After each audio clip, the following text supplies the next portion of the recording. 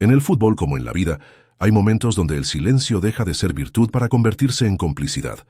Durante meses, Julián Álvarez había mantenido una elegancia estoica ante las críticas cada vez más punzantes que Juan Román Riquelme dirigía hacia él desde micrófonos, programas deportivos y declaraciones que los medios reproducían con entusiasmo casi morboso. Riquelme, el genio de la creación, el símbolo de una generación dorada, había encontrado en el joven delantero un blanco recurrente para sus observaciones. No eran simples análisis técnicos, sino comentarios cargados de subtexto, con ese tono que solo los grandes ídolos pueden usar cuando quieren marcar territorio generacional. No veo la magia que todos dicen ver, había comentado en una ocasión. Es un buen jugador, sí, pero me cuesta encontrar la chispa especial que debería tener alguien que juega para la selección. En otra oportunidad, más directo aún, me parece que le falta personalidad. En mi época los jugadores hablaban con los pies y también con carácter. Las declaraciones de Riquelme no eran casuales ni aisladas. Llegaban con periodicidad sistemática, como gotas que perforan la piedra con persistencia. Los titulares se multiplicaban. Riquelme vuelve a apuntar contra Álvarez. El ídolo no se cansa de criticar al nuevo 9. ¿Tiene razón Román? Para Julián, cada una de esas declaraciones representaba un dilema. Responder sería interpretado como falta de respeto hacia una leyenda. Callar, como aceptación implícita de las críticas. Durante meses eligió la segunda opción, manteniendo un perfil bajo, concentrándose en su juego, dejando que las acciones en la cancha hablasen por él. Sus representantes le aconsejaban prudencia. Sus compañeros de equipo lo apoyaban en privado, pero evitaban alimentar la controversia públicamente. Su círculo familiar le recordaba que los perros ladran y la caravana pasa. Todo el mundo tenía una estrategia para lidiar con Riquelme, excepto la más obvia, enfrentarlo de frente. Porque hay un punto donde la paciencia se agota, donde la diplomacia se vuelve insulsa, donde el respeto unilateral deja de tener sentido. Y Julián Álvarez, el joven que había crecido admirando a Riquelme como todos los pibes de su generación, estaba llegando a ese punto de no retorno. La gota que finalmente rebalsó el vaso llegaría en una declaración particularmente hiriente, donde Riquelme no solo cuestionó sus habilidades futbolísticas, sino su compromiso con la camiseta nacional. Era hora de que el silencio terminara. ¿Has estado alguna vez en una situación donde alguien a quien respetabas continuamente te cuestionaba? ¿Cómo manejaste el equilibrio entre el respeto y la necesidad de defenderte? La gota que derramó el vaso, la declaración que quebró definitivamente la paciencia de Julián, llegó durante una entrevista radial que Riquelme concedió en un programa deportivo de gran audiencia. Con esa naturalidad que caracteriza a quienes están acostumbrados a que cada palabra suya tenga peso mediático, el exfutbolista lanzó su dardo más certero y personal hasta la fecha. Miren, yo siempre digo lo que pienso. Comenzó con esa cadencia pausada que sus seguidores conocían bien. Julián es un pibe que corre mucho, que se sacrifica, eso nadie lo puede negar. Pero cuando veo jugar a la selección y lo veo a él, me pregunto si realmente tiene el corazón puesto en representar esos colores, o solo está cumpliendo una función. La frase golpeó como un martillo. Cuestionar la técnica es una cosa, dudar del amor a la camiseta nacional es otra completamente diferente. Para un futbolista argentino, especialmente para alguien que había crecido soñando con vestir esos colores, era el insulto más profundo posible, porque una cosa es jugar para la selección y otra es sentir la selección, continuó Riquelme, ajeno al terremoto que sus palabras estaban generando en las redes sociales y en el corazón de Julián. Y me parece que a veces confundimos una cosa con la otra.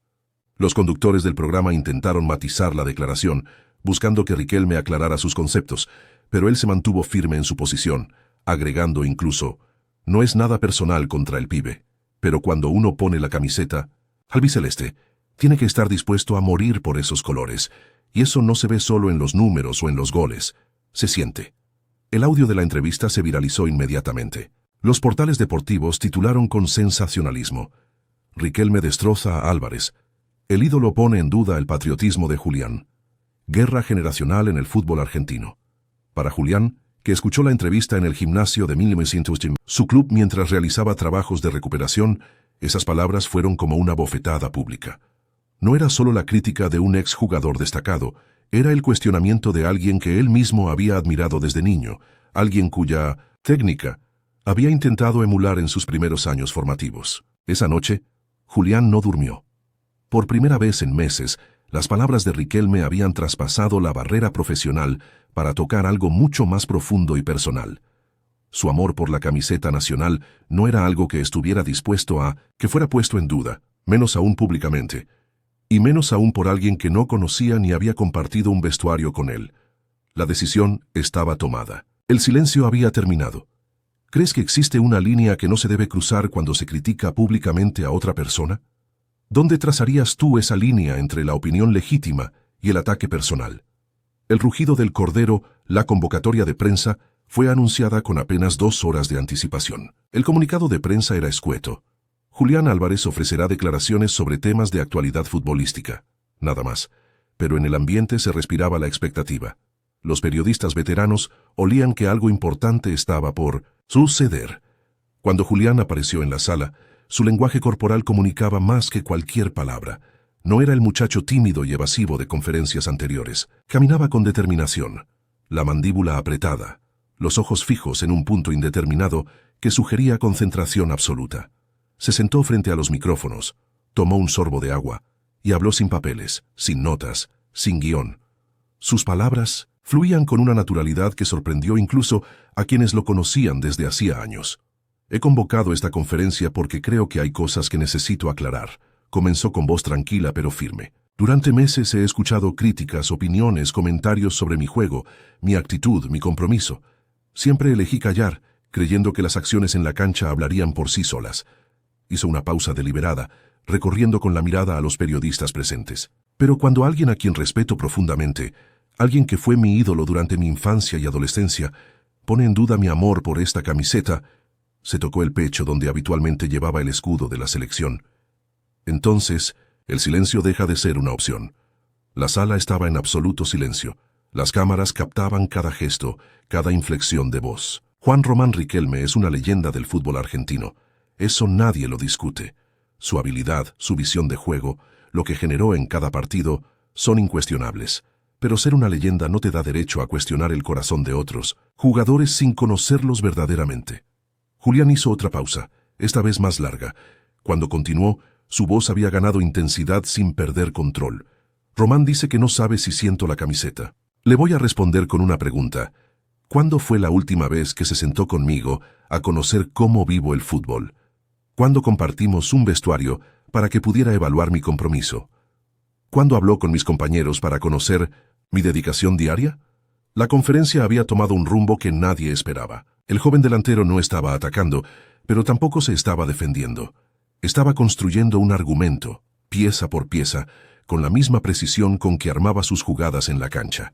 Es fácil opinar desde un micrófono, es difícil levantarse cada día a merecer una convocatoria. ¿Alguna vez has tenido que defenderte públicamente de acusaciones que considerabas injustas?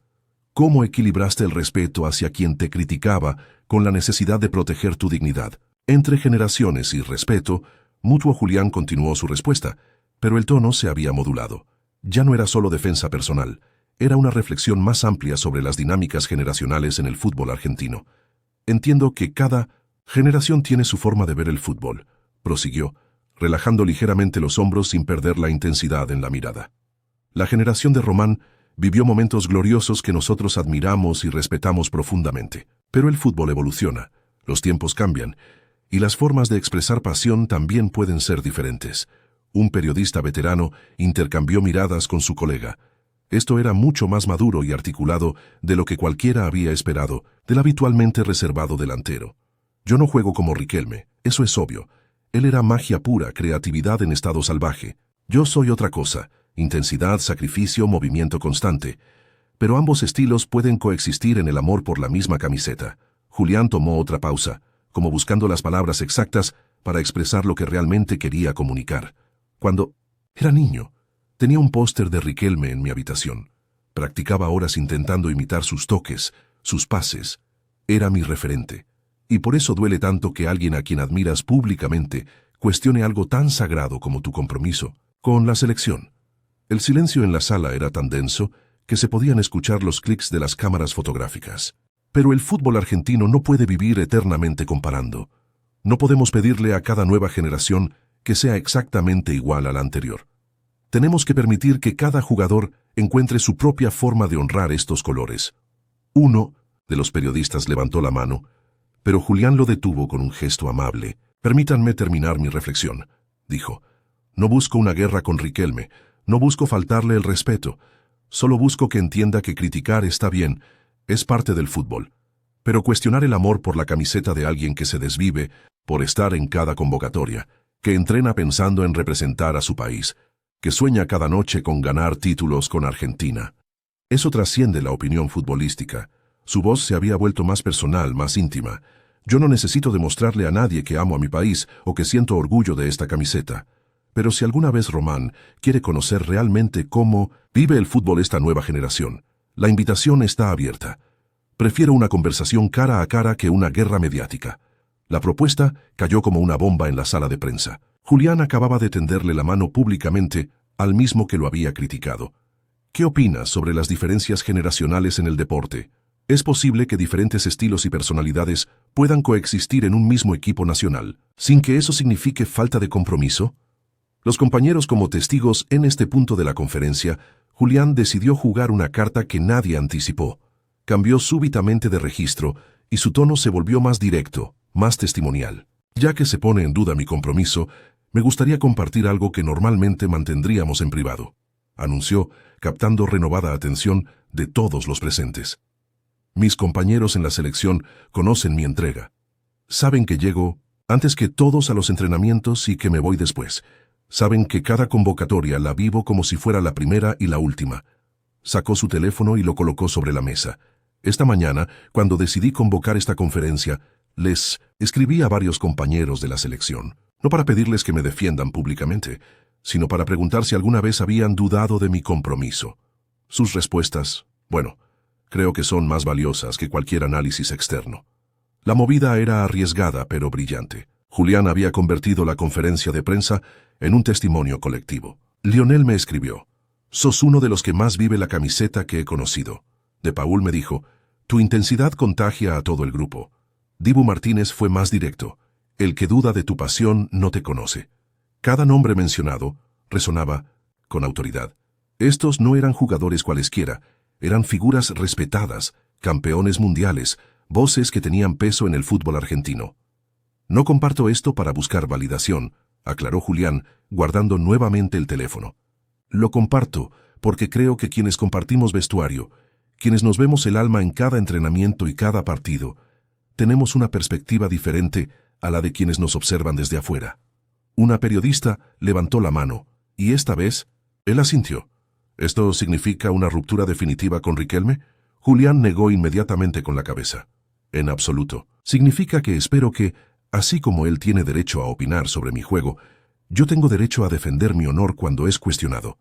El fútbol argentino es lo suficientemente grande para que convivan diferentes opiniones sin que eso signifique guerra personal», agregó con una media sonrisa. «Además, sigo creyendo que Riquelme fue un jugador extraordinario.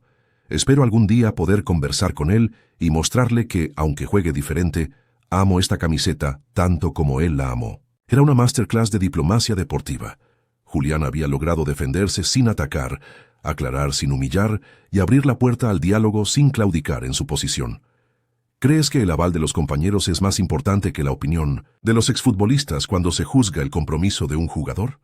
¿Por qué los testimonios internos del vestuario suelen tener tanto peso?